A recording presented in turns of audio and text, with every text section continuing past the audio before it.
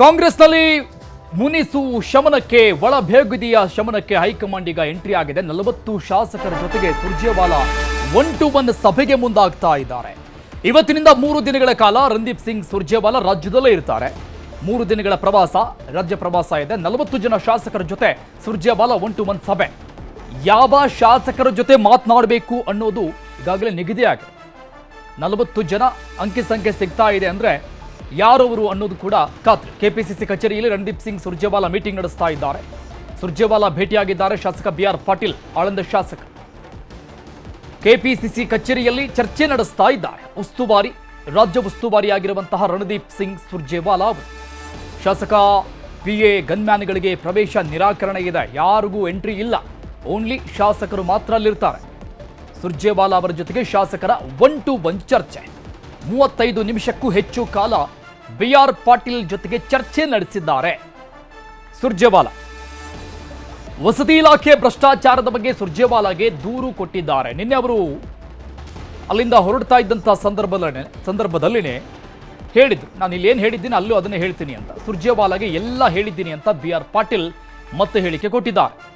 ಅವರ ಕಂಪ್ಲೇಂಟ್ಸ್ಗಳು ಏನಿತ್ತು ಅದೆಲ್ಲವನ್ನು ಕೂಡ ಮತ್ತೆ ಹೇಳಿದ್ದಾರೆ. ವಸತಿ ಇಲಾಖೆಯ ಭ್ರಷ್ಟಾಚಾರದ ಬಗ್ಗೆ ಪ್ರಮುಖವಾಗಿ ಸುರ್ಜೇವಾಲಾ ಅವರಿಗೆ ದೂರನ್ನು ಕೊಟ್ಟಿರೋದು. ದಾಖಲೆ ಸಮೇತ ಸುರ್ಜೇವಾಲಾ ಗಮನಕ್ಕೆ ತಂದಿದ್ದಾರೆ BR ಪಾಟೀಲ್. ಸುರ್ಜೇವಾಲಾಗೆ ಎಲ್ಲ ಹೇಳಿದ್ದೀನಿ ಅಂತ BR ಪಾಟೀಲ್ ಚರ್ಚೆ ನಂತರದಲ್ಲಿ ಹೇಳಿಕೆ ಕೊಟ್ಟಿದ್ದಾರೆ. ನನಗೆ ಹೈಕಮಾಂಡ್ನಿಂದ ಕರೆ ಬಂದಿತ್ತು. ಮಾನ್ಯ ಸುರ್ಜೇವಾಲಾ ನಮ್ಮ ಅಖಿಲ ಭಾರತೀಯ ಕಾಂಗ್ರೆಸ್ ಕಮಿಟಿಯ ಪ್ರಧಾನ ಕಾರ್ಯದರ್ಶಿಗಳು, ಅವ್ರ ಜೊತೆಗೆ ದೀರ್ಘವಾದಂಥ ಚರ್ಚೆ ಆಯಿತು. ನಾನು ಹೇಳಬೇಕಾದದ್ದನ್ನೆಲ್ಲ ಅವರಿಗೆ ಹೇಳಿದ್ದೇನೆ. ಅವರೆಲ್ಲನೂ ನನ್ನ ವಿಷಯಗಳನ್ನು ನೋಟ್ ಮಾಡಿಕೊಂಡಿದ್ದಾರೆ. ಮುಂದಿನ ಬರ್ತಕ್ಕಂಥ ದಿನಗಳಲ್ಲಿ ಅವ್ರೇನು ಮಾಡಿದ್ದಾರೆ ಅವ್ರಿಗೆ ಬಿಟ್ಟಿದ್ದು ಪಕ್ಷಕ್ಕೆ ಬಿಟ್ಟಿದ್ದು. ರಣದೀಪ್ ಸಿಂಗ್ ಸುರ್ಜೇವಾಲಾರನ್ನ ನಾಳೆ ಭೇಟಿ ಮಾಡ್ತೀನಿ, ಸುರ್ಜೇವಾಲಾ ಪ್ರಶ್ನೆಗಳಿಗೆ ಸರಿಯಾಗಿ ನಾನು ಉತ್ತರ ಕೊಡ್ತೀನಿ ಅಂತ ಬೆಳಗಾವಿಯಲ್ಲಿ ಶಾಸಕ ರಾಜು ಕಾಗೆ ಕೂಡ ಮಾತನಾಡಿದ್ದಾರೆ. ಇವರದ್ದು ಕೂಡ ದೊಡ್ಡ ಮಟ್ಟದ ಅಸಮಾಧಾನ ಸ್ಫೋಟ ಆಯಿತು. BR ಪಾಟೀಲ್ ಅವರ ಆಡಿಯೋ ವಿಚಾರ ವೈರಲ್ ಆದ ತಕ್ಷಣ ಇವರು ಕೂಡ ಅದನ್ನು ಸ್ಪಷ್ಟನೆ ಮಾಡಿಕೊಂಡಿದ್ರು. ಸುರ್ಜೇವಾಲಾ ಅವರ ಭೇಟಿಗೆ ಇಂದು ಕರೆದಿದ್ರು, ಇವತ್ತು ಹೋಗೋಕ್ಕಾಗಲ್ಲ, ನಾಳೆ ಹೋಗಿ ನಾನು ಭೇಟಿ ಮಾಡ್ತೀನಿ, ಅವ್ರಿಗೆ ಕೇಳೋ ಎಲ್ಲ ಪ್ರಶ್ನೆಗಳಿಗೂ ಕೂಡ ನಾನು ಉತ್ತರ ಕೊಡ್ತೀನಿ ಅಂತ ಹೇಳಿದ್ದಾರೆ. ಬೆಳಗಾವಿಯಲ್ಲಿ ಶಾಸಕ ರಾಜು ಕಾಗೆ ಅವರ ಹೇಳಿಕೆ. ಸಾರಿಗೆ ನಿಗಮದ ಸಭೆ ಮೊದಲೇ ನಿಗದಿಯಾಗಿತ್ತು. ಇವತ್ತು ಇಡೀ ದಿನ ಸಭೆಯಲ್ಲಿ ಭಾಗಿಯಾಗ್ತಾ ಇದ್ದೇನೆ. ನಾಳೆ ಸುರ್ಜೇವಾಲಾ ಅವರನ್ನ ಭೇಟಿ ಮಾಡಿ ನನ್ನ ಎಲ್ಲ ಸಮಸ್ಯೆಗಳನ್ನು ಹೇಳಿಕೊಡ್ತೀನಿ ಅಂತ ಹೇಳಿದ್ದಾರೆ ರಾಜು ಕಾಗೆ. BR ಪಾಟೀಲ್ ಅವರು ಮಾತನಾಡಿರುವುದು ಏನಿದೆ ಅದು ಸುಳ್ಳಲ್ಲ, ನಿಜ ಅಂತ ಹೇಳಿದರು. ನಾನು ಈ ಮೀಟಿಂಗ್ ಇರೋದ್ರಿಂದ ಹೋಗ್ಲಿಕ್ಕಾಗಿಲ್ಲ, ನಾಳೆ ಬರ್ತೇನೆ ಅಂತೇಳಿ ಸಮಯ ತೊಗೊಂಡಿದ್ದೀನಿ. ಅವ್ರಿಗೆ ನಿರೂಪ ಕೊಟ್ಟಿದ್ದೀನಿ. ನಾಳೆ 11 ಗಂಟೆಗೆ ನನಗೆ ಸಮಯ ಕೊಟ್ಟಿದ್ದಾರೆ. ನಾನು ನಾಳೆ ಹೋಗಿ 11 ಗಂಟೆಗೆ ಅವ್ರ ಜೊತೆ ಸಭೆ ಮಾಡ್ತೀನಿ. ಅವ್ರು ಏನು ಕೇಳ್ತಾರೋ ಅನ್ನೋದು ಅವ್ರಿಗೆ ಎಲ್ಲ ಮಾಹಿತಿಯನ್ನು ಕೊಡ್ತೀನಿ.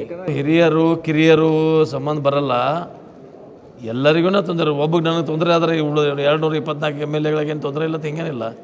ಎಲ್ಲರಿಗೂ ವ್ಯವಸ್ಥೆ, ನಾನು ಯಾರ ಬಗ್ಗೆ, ಮುಖ್ಯಮಂತ್ರಿಗಳ ಬಗ್ಗೆ ಅಥವಾ ನಮ್ಮ ಪಕ್ಷದ ಬಗ್ಗೆ ಅಥವಾ DCM ಬಗ್ಗೆ, ಯಾವ ಮಂತ್ರಿಗಳು ಸಂಬಂಧಿಲ್ಲ, ವ್ಯವಸ್ಥೆಗಳ ಬಗ್ಗೆ ಮಾತಾಡಿದ್ದೀನಿ.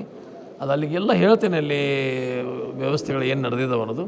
ಆಮೇಲೆ ಮತ್ತೇನಾಗ್ತಿದೆ ಅನ್ನೋದು ಮತ್ತಿನ ಮುಂದಿನ ಏನು ಆಗ ಹೋಗುಗಳಿದಾವೆ ಅದ್ರ ಬಗ್ಗೆ ಮತ್ತೆ ಹೇಳ್ತೀನಿ. ನಾನು ಸುರ್ಜೇವಾಲಾ ಶಾಸಕರ ಸಭೆ ಮಾಡಿ ವರದಿ ಕೊಡ್ತಾರೆ. ಆ ವರದಿ ಬಂದ ಮೇಲೆ ಮುಂದೇನು ಮಾಡಬೇಕು ಅಂತ ಚರ್ಚೆ ಮಾಡ್ತೀವಿ ಅಂತ ಬೆಂಗಳೂರಲ್ಲಿ AICC ಅಧ್ಯಕ್ಷ ಮಲ್ಲಿಕಾರ್ಜುನ ಖರ್ಗೆ ಮಾತನಾಡಿದ್ದಾರೆ. ಈ ಶಾಸಕರ ಜೊತೆಗಿನ 1-to-1 ಚರ್ಚೆಗೆ ಸಂಬಂಧಪಟ್ಟಂಗೆ, 1-to-1 ಸಭೆಗೆ ಸಂಬಂಧಪಟ್ಟಂಗೆ ರಿಯಾಕ್ಟ್ ಮಾಡಿದ್ದಾರೆ AICC ಅಧ್ಯಕ್ಷ ಖರ್ಗೆ.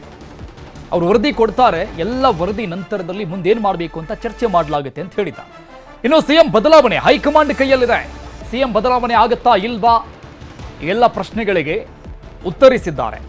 ಹೈಕಮಾಂಡ್ ಕೈಯಲ್ಲಿದೆ. ಹೈಕಮಾಂಡ್ ನಿಲುವು ಯಾರೂ ಹೇಳೋಕೆ ಸಾಧ್ಯ ಇಲ್ಲ. CM ಬದಲಾವಣೆ ಪ್ರಶ್ನೆಗೆ AICC ಅಧ್ಯಕ್ಷ ಮಲ್ಲಿಕಾರ್ಜುನ ಖರ್ಗೆ ಉತ್ತರಿಸಿರೋದು, ಸ್ಪಷ್ಟನೆ ಕೊಟ್ಟಿರೋದು. ಹೈಕಮಾಂಡ್ನಲ್ಲಿ ಏನು ನಡೀತಾ ಇದೆಯೋ ಗೊತ್ತಿಲ್ಲ.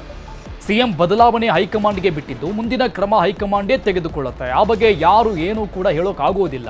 ಇದೆಲ್ಲವೂ ಕೂಡ ಊಹಾಪೋಹಗಳು ಅಷ್ಟೇ ಅನ್ನುವಂಥ ಆಂಗಲ್ನಲ್ಲಿ ಸ್ಪಷ್ಟನೆ ಕೊಟ್ಟಿದ್ದಾರೆ CM ಬದಲಾವಣೆ ವಿಚಾರಕ್ಕೆ ಸಂಬಂಧಪಟ್ಟಂಗೆ AICC ಅಧ್ಯಕ್ಷ ಮಲ್ಲಿಕಾರ್ಜುನ ಖರ್ಗೆ.